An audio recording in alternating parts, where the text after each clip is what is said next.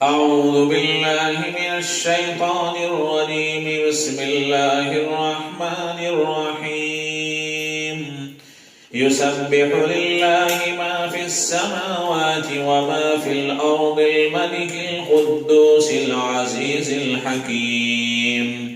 هو الذي بعث في الأميين رسولا منهم يتلو عليهم آياته ويزكيهم ويعلمهم الكتاب والحكمة وإن كانوا من قبل لفي ضلال مبين. سورة الجمعہ مدنی سورت ہے. اس میں 2 رکوع، 11 آیتیں، 180 کلمے، 720 حرف ہیں. شروع کرتا ہوں اللہ کے نام سے جو نہایت مہربان، بڑے رحم والے ہیں. سب چیزیں جو کچھ آسمانوں میں ہیں اور جو کچھ زمین میں ہیں حالاً یا قالاً اللہ کی پاکی بیان کرتی ہیں، جو کہ بادشاہ ہے، عیبوں سے پاک ہے، زبردست ہے، حکمت والا ہے. وہی ہے جس نے عرب کے ناخواندہ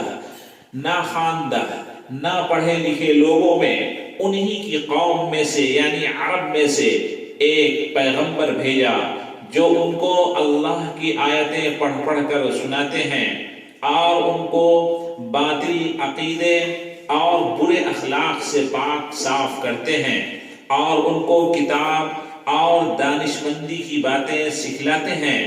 اور یہ لوگ آپ کی بعثت کے پہلے سے کھلی گمراہی میں تھے. حضور پاک صلی اللہ علیہ وسلم کی یہ فضیلت تھی کہ وہ پڑھنا لکھنا کسی سے نہ سیکھا تھا. یہ ایک صنعت ذہنیہ ہے، یعنی کتابت لکھنا جو آلہ جسمانیہ سے صادر ہوتی ہے. جو ذات ایسی ہو کہ قلم اعلیٰ اس کے زیر فرمان ہو، اس کو اس کتابت کی کیا ضرورت. پھر حضور پاک صلی اللہ علیہ وسلم کا کتابت یعنی لکھنا نہ فرمانا اور کتابت کا ماہر ہونا ایک معجزہ عظیمہ ہے. کاتبوں کو، رائٹرز کو علم خط اور رسم کتابت کی تعلیم فرماتے اور اہل حرفت کو حرفتوں کی تعلیم دیتے اور ہر کمال دنیاوی و اخروی میں اللہ تعالیٰ نے آپ کو تمام خلق سے اعلم کیا، سب سے زیادہ جاننے والا بنایا. وآخرین منهم لما يلحقوا بهم وهو العزیز الحکیم. اور علاوہ ان موجودین کے دوسروں کے لیے بھی ان میں سے جو ہنوز ان میں شامل نہیں ہوئے. اس میں تمام امت قیامت تک عربی و عجمی سب آ گئے. ذَلِكَ فَضْلُ اللَّهِ يُؤْتِيهِ مَن يَشَاءُ وَاللَّهُ ذُو الْفَضْلِ الْعَظِيمِ. یہ رسول صلی اللہ علیہ وسلم کے ذریعے سے گمراہی سے نکل کر ہدایت کی طرف آنا خدا کا فضل ہے، اور وہ فضل جس کو چاہتا ہے، وہ فضل جس کو چاہتا ہے دیتا ہے، اور اللہ بڑے فضل والا ہے. مثل الذین حملوا التوراة ثم لم يحملوها كمثل الحمار يحمل أسفارا بئس مثل القوم الذين كذبوا بآيات الله والله لا يهدي القوم الظالمين. جن لوگوں کو تورات پر عمل کرنے کا حکم دیا گیا پھر انہوں نے اس پر عمل نہیں کیا، ان کی حالت اس گدھے کی سی حالت ہے جو بہت سی کتابیں لادے ہوئے ہیں. یہ اس لیے کہ گدھا ان کتب کے نفع سے محروم ہے. اسی طرح اصل مقصود اور نفع علم کا عمل ہے. غرض ان لوگوں کی بری حالت ہے جنہوں نے خدا تعالیٰ کی آیتوں کو جھٹلایا، جیسے یہود ہیں، اور اللہ تعالیٰ ایسے ظالموں کو توفیق ہدایت کی، اور اللہ تعالیٰ ایسے ظالموں کو توفیق ہدایت کی نہیں دیا کرتا۔ قل یا ایھا الذین ہادوا ان زعمتم انکم اولیاء للہ من دون الناس فتمنوا الموت ان کنتم صادقین۔ اور اگر یہ لوگ یہ کہیں کہ ہم باوجود اس حالت کے بھی اللہ کے مقبول ہیں، مخصوص لوگ ہیں، تو آپ اے محمد صلی اللہ علیہ وسلم ان سے کہہ دیجئے کہ اے یہودیو، اگر تمہارا یہ دعویٰ ہے کہ تم بلا شرکت غیر اللہ کے مقبول محبوب ہو تو تم اس کی تصدیق کے لیے موت کی تمنا کر کے دکھلا دو اگر تم اس دعویٰ میں سچے ہو۔ یہود خدائے برکت کے ساتھ اپنے تعلقات جتلایا کرتے اور اپنے مقبول بارگاہ ہونے پر فخر کرتے۔ ان کے رد میں یہ آیت نازل ہوئی جس میں کہا گیا کہ اگر دوسروں کے بجائے تم ہی اللہ کے دوست ہو تو مرنے کی آرزو کرو، کیونکہ جس کو اس بات کا یقین ہو جائے کہ میں اللہ کا چہیتا اور لاڈلا ہوں، مجھے اللہ کے یہاں بڑے درجے ملیں گے، تو وہ بے کھٹ کے موت کا خواہاں ہوگا تاکہ زندگی کی تمام پریشانیوں سے نجات پا کر جلد اللہ تعالیٰ سے جا ملے اور جنت کی ابدی آسائشیں حاصل کرے۔ وَلَا يَتَمَنَّوْنَهُ أَبَدًا بِمَا قَدَّمَتْ أَيْدِيهِمْ وَاللَّهُ عَلِيمٌ بِالظَّالِمِينَ۔ اور وہ کبھی اس کی تمنا نہ کریں گے بوجہ خوف سزا ان اعمال کفریہ کے جو اپنے ہاتھوں سمیٹتے ہیں، اور اللہ تعالیٰ کو خوب اطلاع ہے ان ظالموں کے حال کی۔ قل ان الموت الذي تفرون منه فإنه ملاقيكم ثم تردون إلى عالم الغيب والشهادة فينبئكم بما كنتم تعملون۔ آپ ان سے یہ بھی کہہ دیجئے کہ جس موت سے تم بھاگتے ہو وہ موت ایک روز تم کو آ پکڑے گی، پھر تم پوشیدہ اور ظاہر جاننے والے خدا کے پاس لے جاؤ گے، پھر وہ تم کو تمہارے سب کیے ہوئے کام بدلا دے گا اور سزا دے گا۔ یا ایھا الذین آمنوا اذا نودی للصلاة من یوم الجمعة فاسعوا الى ذکر اللہ وذروا البیع۔ اے ایمان والو، جب جمعے کے روز نماز جمعہ کے لیے اذان کہی جایا کرے تو تم اللہ کی یاد یعنی نماز و خطبہ کی طرف فوراً چل پڑا کرو، اور خرید و فروخت، بزنس، تجارت اور اسی طرح دوسرے مشاغل جو چلنے سے روکنے والے ہوں چھوڑ دیا کرو۔ روز جمعہ اس دن کا نام عربی زبان میں عروبہ تھا۔ جمعہ اس کو اس لیے کہا جاتا ہے کہ نماز کے لیے جماعتوں کا اجتماع ہوتا ہے۔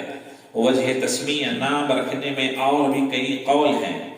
سب سے پہلے جس شخص نے اس دن کا نام جمعہ رکھا وہ کعب بن لؤی ہیں۔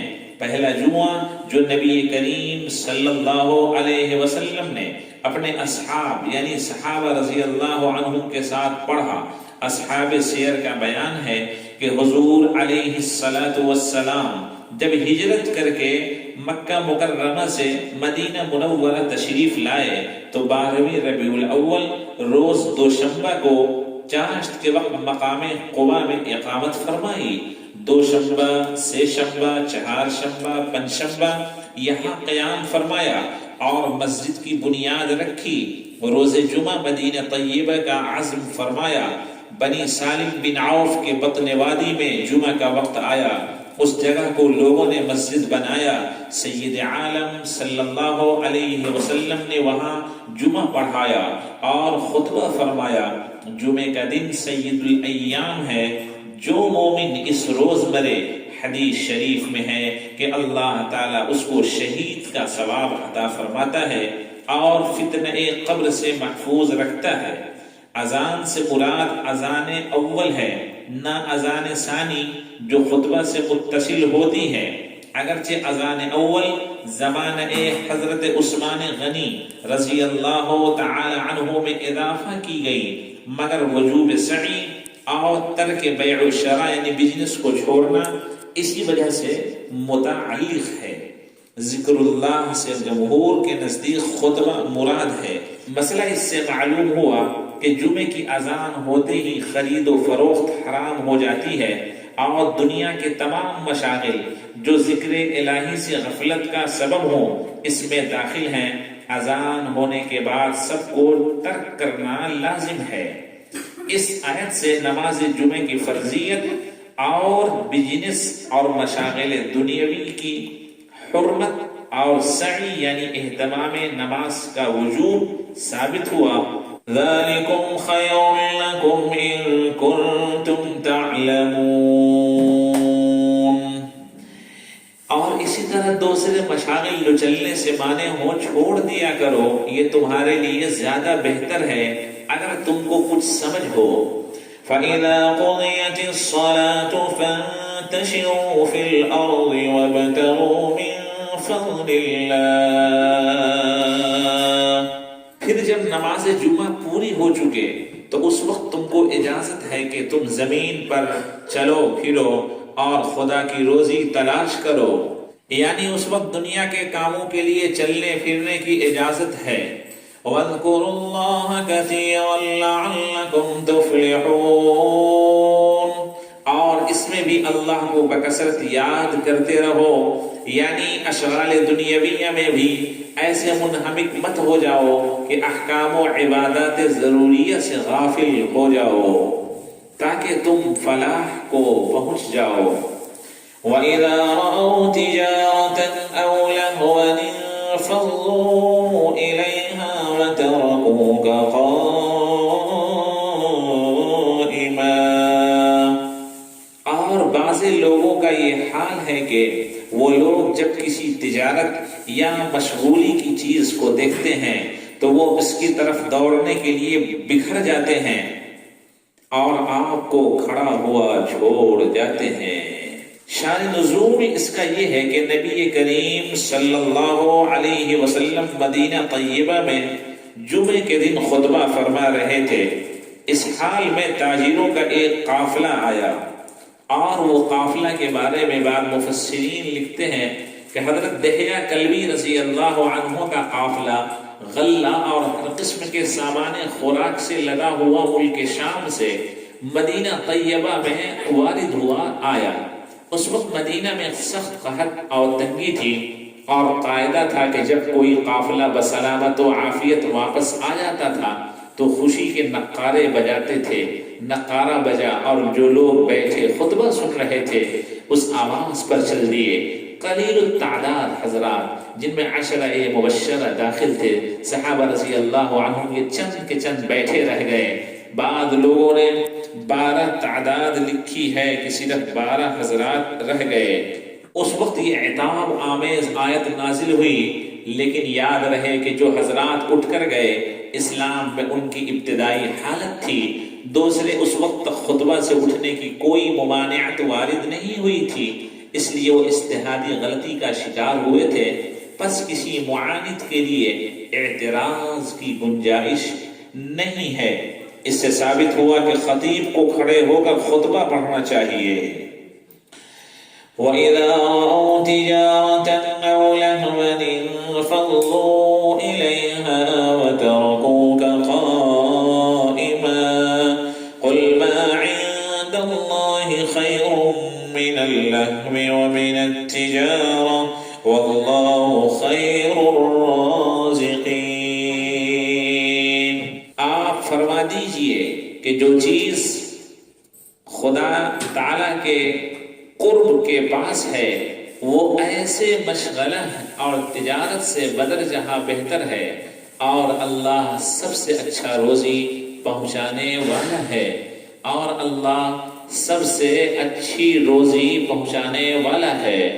اس سے یہ پتہ چلا کہ نماز کا اجر و ثواب اور نبی کریم صلی اللہ علیہ وسلم کی خدمت میں حاضر رہنے کی برکت و سعادت یہ دنیاوی تجارت سے اور اس کے فائدے سے بدر جہاں بہتر ہے۔